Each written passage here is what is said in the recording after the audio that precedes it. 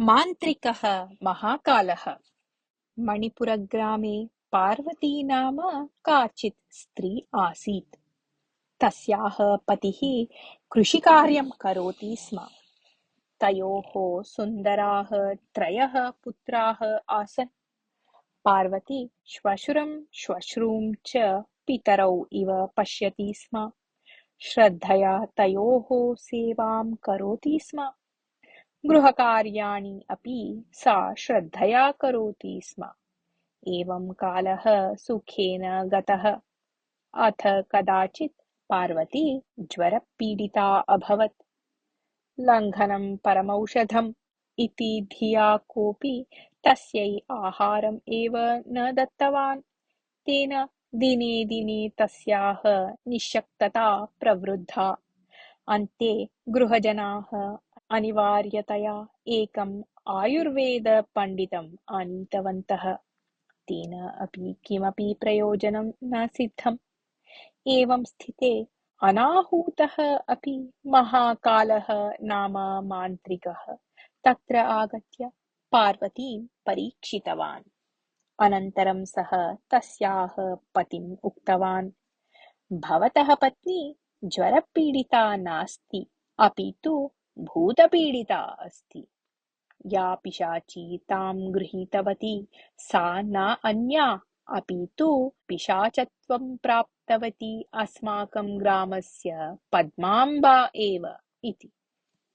तदा पद्माम्बायाः नाम श्रुत्वा तत्रत्याः सर्वे अपि भीताः अभवन्। षड्भ्यः मासेभ्यः पूर्वं जलम् आनेतुं गता पद्माम्बा न प्रत्यागता आसीत्। दिनत्रयानन्तरं तस्याः शवः कूपे दृष्टः आसीत् जनैः। एतद्दृष्ट्वा ग्रामस्थाः केचन सा आत्महत्यां कृतवती इति, पुनः केचन पादस्खलनेन सा कूपे पतित्वा मृता इति च उक्तवन्तः आसन्। एवं तर्हि पद्माम्बा पिशाचीरूपेण अस्ति वा इति पार्वत्याः पतिः पृष्टवान्। तदा महाकालः, अथ किम्? ग्रामस्य पूर्वदिशि स्थिते कूपे पतिताः अवश्यं पिशाचरूपं प्राप्नुवन्ति इति शास्त्राणि वदन्ति। अतः पद्माम्बा पिशाचरूपं प्राप्तवती इत्यत्र नास्ति सन्देहः इति उक्त्वा ततः गतवान् एव। पार्वत्याः भूतावेशः अस्ति इति महाकालः यदा उक्तवान्, ततः आरभ्य जनाः पार्वत्याः देहे भूतावेशसम्बद्धानि चिह्नानि दृष्टवन्तः। निश्शक्त्या पार्वती कदाचित् बालानां कोलाहलम् असहमाना क्रोधेन तर्जयति स्म। तस्याः तर्जनं भूतचेष्टावशात् इति जनाः भावयन्ति स्म। किन्तु तस्य ग्रामस्य पुरोहितः रामशास्त्री पार्वत्याः पतिम् अवदत्, एतत् सर्वं भूतचेष्टा नास्ति। उत्तमाहारभावेन निश्शक्ता सा एवं करोति। यदि भवान् उत्तमम् आहारं ददाति तर्हि सा यथा पूर्वं स्वस्था भविष्यति इति। किन्तु तस्य वचनं कोऽपि न अङ्गीकृतवान्। अन्ये बान्धवाः उपदेशं कृतवन्तः यत् आञ्जनेयस्य नामश्रवणेन एव भूतपिशाचादयः दूरं गच्छन्ति इति। तच्छ्रुत्वा गृहजनाः रामायणस्य पुत्तलिकानाटकम् आयोजितवन्तः। वानरपालकम् आनाय्य वानरक्रीडाम् अपि आयोजितवन्तः ते। किन्तु ततः अपि किमपि प्रयोजनं न सिद्धम्। सर्वं भूतचेष्टाकारणात् एव इति चिन्तयित्वा पार्वत्याः पतिः, तदीयः अन्यः बान्धवाः च महाकालस्य गृहं गतवन्तौ। तौ दृष्ट्वा महाकालः भवन्तः अत्र नूनम् आगच्छन्ति इति अहं पूर्वमेव चिन्तितवान् आसम्। यदि भवन्तः न आगमिष्यन् तर्हि अहमेव तत्र आगमिष्यम्, यतः अहम् अस्य ग्रामस्य महान् भूतवैद्यः। यदि अहं तस्य भूतस्य चेष्टां न परिहरामि तर्हि मम एव अवमाननं खलु इति उक्तवान्। तदा पार्वत्याः पतिः भयेन उक्तवान्, महोदय, आञ्जनेयस्वामिनं दृष्ट्वा अपि सा पिशाची मम पत्नीं न अत्यजत् इति। महाकालः, भोः, अयं लघुविषयः। एतस्य कृते आञ्जनेयः न आनेतव्यः। सः तु शङ्किनी डाकिनी प्रभृतीन् भयङ्करभूतान् निवारयति। पद्माम्बासदृशानां भूतानां कृते सः स्वशक्तेः उपयोगं न करोति।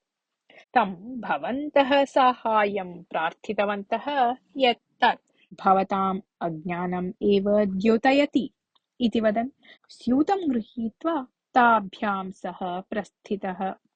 महाकालः पार्वत्याः गृहं प्रविशन्नेव मन्त्रम् उच्चारयन् स्यूततः हरिद्राचूर्णं, कुङ्कुमं, जम्बीरफलं च बहिः स्थापितवान्। अनन्तरं हरिद्राचूर्णेन, कुङ्कुमचूर्णेन च रङ्गवल्लीं विरचय्य तस्मिन् एकम् आसनं स्थापितवान्। तस्मिन् आसने पार्वतीम् उपवेशितवान्। मन्दं मन्त्रम् उच्चारयन् निम्बवृक्षस्य शाखाः गृहीत्वा पार्वतीं ताडयितुम् उद्युक्तः अभवत् च। तस्मिन् एव समये पार्वत्याः कनिष्ठः भ्राता महेशः तत्र आगतः। सः नगरे अध्ययनं कृतवान् आसीत्। सोदर्याः अनारोग्यं ज्ञात्वा द्रष्टुम् आगतः आसीत् सः। महाकालस्य घोरं कार्यं दृष्ट्वा सः अलं ताडनेन इति कोपेन गर्जितवान्। तदा महाकालः निम्बुशाकां दूरे क्षिप्त्वा महेशस्य मुखम् एव क्रोधेन पश्यन्, नगरे अध्ययनं बालकान् नाशयति। यस्मिन् दिने मम कार्यस्य विरोधः श्रूयते तस्मिन् दिने अहं मम कार्यं न अनुवर्तयामि। अतः श्वः अस्मिन् एव समये आगमिष्यामि इति उक्त्वा पार्वत्याः पतिम् उद्दिश्य, श्वः पाकार्थं 5 रूप्यकाणि, एकां कृष्णकुक्कुटीं चापि मम गृहं प्रति अविस्मृत्य प्रेषयतु इति सूचयित्वा स्यूतं स्वीकृत्य गतवान्। तस्मिन् दिने मध्याह्नकाले महेशः आवुत्तात् प्रवृत्तं सर्वं ज्ञातवान्। अनन्तरदिने महाकालः निम्बुवृक्षस्य पत्राणां महाबन्धनम् आनीतवान्। सर्ववस्तूनि भूमौ निक्षिप्य उच्चस्वरेण, हे पद्माम्बा पिशाची, मार्गे विद्यमाना माराम्बा पिशाची, घोरशत्रोः पीडनशीला पापाम्बा पिशाची, ओहो भवानी पिशाची, सावित्री पिशाची सर्वाः अपगच्छन्तु इति उक्त्वा पार्वत्याः शिरसि निम्बपत्रबन्धं प्रसारितवान्। तस्मिन् एव क्षणे महेशः तिन्त्रिणीशलाकानिर्मितां सम्मार्जनीं गृहीत्वा तं प्रकोष्ठं वेगेन प्रविश्य महाकालं दृष्ट्वा, हे महाकाल, अहं भवता आहूतेषु भूतेषु न अन्तर्भवामि। भागीरथी पिशाची अहम्। पद्माम्बा पिशाची अपि मत्समाना भवति। यदा पद्माम्बा कूपे पतित्वा मरणं प्राप्तवती तदा भवान् तत्र एव स्थित्वा हसति स्म खलु। सा एव पद्माम्बा इदानीं भवतः गृहं दग्धुं गतवती अस्ति। सूर्योदयात् पूर्वम् एव भवान् एतं गृहं त्यक्त्वा गच्छतु, अन्यथा भवन्तम् एव पक्वा खादयिष्यामि इति उच्चैः उक्तवान्। एतत् श्रुत्वा महाकालः मन्दं मन्दं द्वारसमीपं गच्छन्, क्षम्यतां भागीरथी देवी, क्षम्यताम् इति वदन् धावितुम् उद्युक्तः।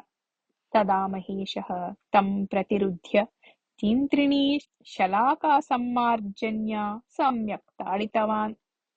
महाकालः भीतः ततः धावितवान्। तत्रत्याः जनाः आश्चर्येण किमिदं विचित्रम् इति वदन्तः परस्परं मुखम् अवलोकितवन्तः। श्रान्तः महेशः कलशपरिमितं जलं पीत्वा स्वसहोदर्याः मञ्चस्य समीपे उपविष्टवान्। आश्चर्यचकितः आवुत्तः तं पृष्टवान्। किं महेश, पद्माम्बायाः ज्येष्ठभगिनी भागीरथी अपि पिशाचीरूपेण अस्ति वा? किमर्थं वा भवन्तं गृहीतवती सा इति। तदा महेशः आवुत्तमहाभाग, यदि जनाः भूतविषये विश्वसन्ति तर्हि मृताः सर्वे अपि पिशाचरूपं प्राप्तवन्तः इत्येव भासते। वस्तुतः आदिनं श्रमेण सर्वं कार्यं कुर्वत्या मम भगिन्या समीचीनः आहारः न लब्धः, अतः तस्याः अनारोग्यम् अभवत्। शीघ्रं भवतः पुत्रस्य विवाहं निर्वर्तयतु, तदा स्नुषा आगत्य एतस्याः साहाय्यं करिष्यति। अहं मम सहोदरीम् इदानीं नगरं नेष्यामि, तत्र श्रेष्ठवैद्यैः चिकित्सां कारयित्वा पुनः एनाम् आनेष्यामि। तदा एषा यथा पूर्वं गृहकार्याणि कर्तुं शक्ता भविष्यति इति उक्तवान्।